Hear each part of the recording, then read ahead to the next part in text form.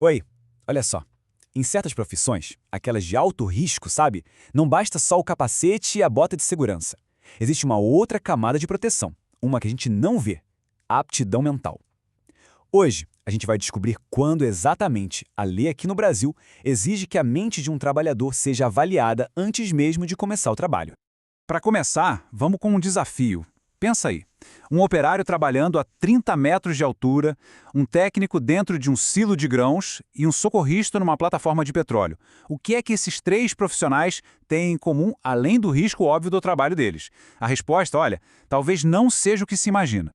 E a resposta é essa aí: a verificação obrigatória da aptidão mental. A gente está falando da análise de riscos psicossociais.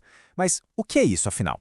Bom, basicamente é avaliar se fatores como estresse extremo, ansiedade ou outras condições mentais podem colocar o trabalhador ou os colegas dele em perigo. E para certas funções que são supercríticas, a lei brasileira é clara: essa análise é indispensável.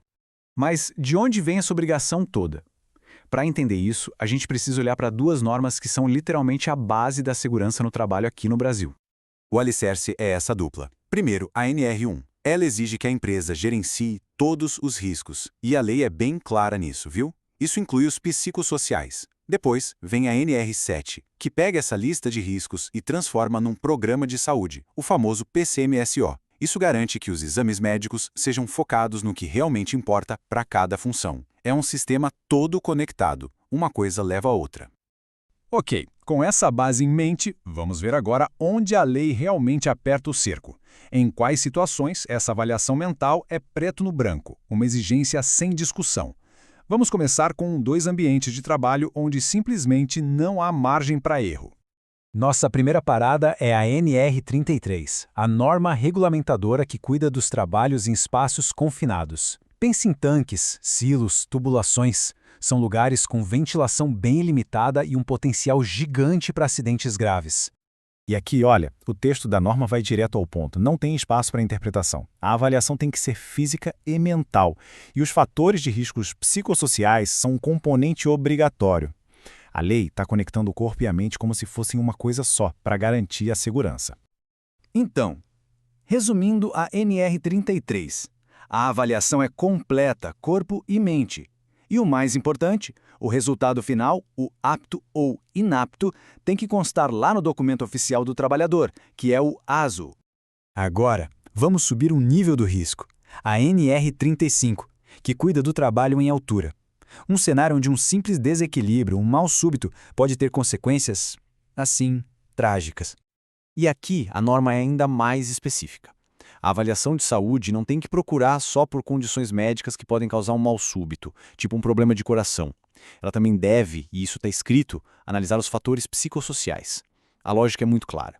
Tanto uma condição física quanto um estado mental abalado podem levar a uma queda. Faz todo sentido, né? Resumindo a NR35, a lógica é a mesma. A avaliação vai investigar tanto as patologias físicas quanto os fatores psicossociais. E, de novo, o resultado da aptidão para trabalhar em altura tem que ser registrado no ASO.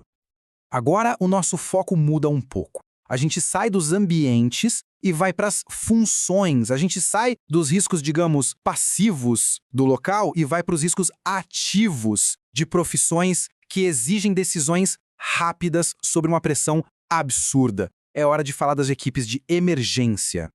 E que lugar melhor para começar do que um dos ambientes mais isolados e perigosos que existem?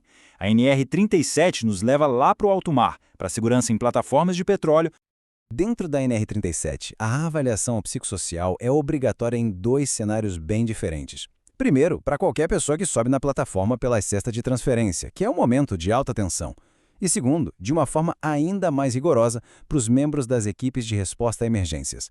Para essa turma, a estabilidade mental sob pressão é uma ferramenta de trabalho, é essencial.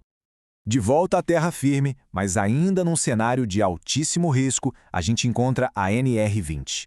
Ela trata da segurança no trabalho com inflamáveis e combustíveis, um lugar onde um pequeno erro pode virar uma catástrofe. E aqui a gente vê o padrão se repetir de um jeito que não deixa dúvidas. A norma exige que os membros da brigada de emergência passem por exames médicos específicos para a função. E o texto destaca, incluindo os fatores de riscos psicossociais. A capacidade de manter a calma e tomar a decisão certa é crítica. E na NR20, a regra se repete. Equipes de emergência precisam de exames específicos, incluindo avaliação psicossocial, e tudo isso tem que ser registrado no ASO. O padrão é bem claro, né?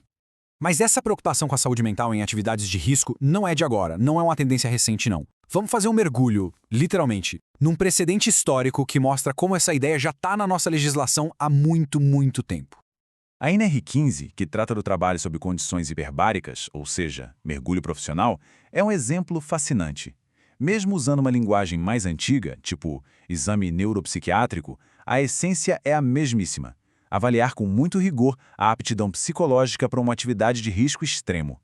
E essa norma antiga é incrivelmente detalhada. Dá uma olhada nos critérios que podem impedir alguém de ser mergulhador profissional. Histórico de distúrbios, instabilidade emocional, manifestações antissociais. Isso mostra uma preocupação muito profunda com o perfil psicológico do trabalhador, bem antes do termo psicossocial ficar famoso. E essa citação do anexo da norma resume tudo de forma brilhante. O laudo final precisa atestar a integridade física e psíquica. Não são duas coisas separadas, é a união da saúde do corpo e da mente como um requisito único, indivisível para a segurança. Certo. A gente viu a base da lei, os exemplos específicos e até um precedente histórico. Agora, vamos juntar todas as peças e fazer um resumo bem claro e direto.